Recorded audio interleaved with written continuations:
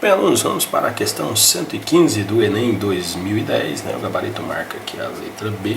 Vamos conferir. Vamos lá, dois textos. Primeiro, resta saber o que ficou das línguas indígenas no português do Brasil. Serafim da Silva Neto afirma: no português brasileiro não há, positivamente, influência das línguas africanas ou ameríndias. Todavia, é difícil de aceitar que um longo período de bilinguismo de 2 séculos não deixasse marcas no português do Brasil. Engraçado, né?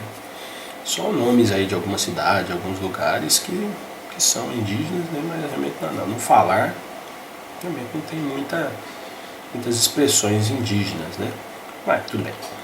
No final do século XVIII, no norte do Egito, foi descoberta a chamada Pedra da Roseta, que continha um texto escrito em egípcio antigo, uma versão desse texto chamada Demótico, e o mesmo texto escrito em grego.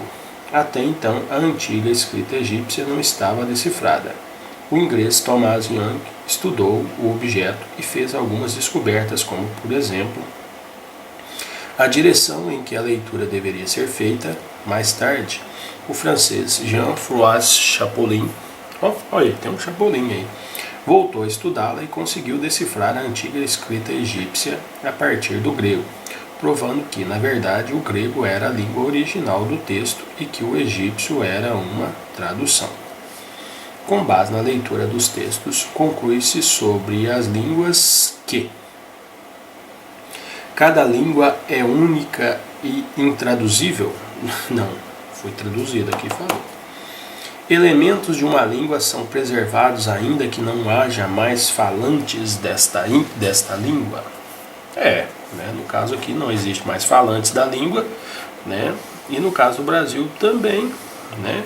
Apesar que ainda existem muitos falantes de indígena, né?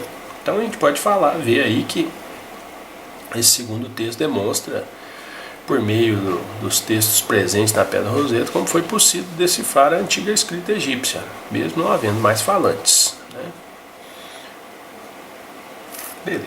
E o primeiro texto, como eu disse, falou que é estranho, né, não se usar nada de indígena hoje na língua portuguesa falada no Brasil, né? Mas tudo bem. C. A língua escrita de determinado grupo desaparece quando a sociedade que a produzia é extinta? Depende, né? Às vezes a língua escrita ainda fica lá guardada, entalhada em pedras ou em manuscritos, sei lá. O egípcio antigo e o grego apresentam a mesma estrutura gramatical, assim como as línguas indígena brasileira e o português do Brasil? Não, nada a ver. Né? Porque lá na Pedra da Roseta tinha os dois escritos, um do lado do outro, aí o cara foi comparando e aí conseguiu decifrar. O egípcio e o grego apresentam letras e palavras similares? Não apresentam.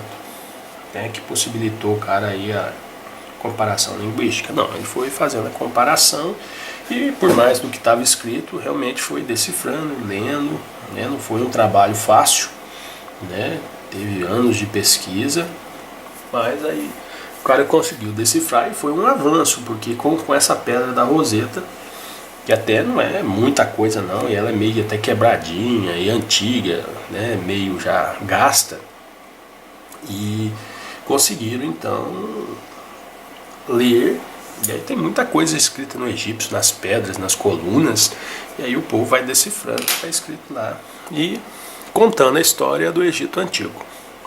Beleza, boa questão.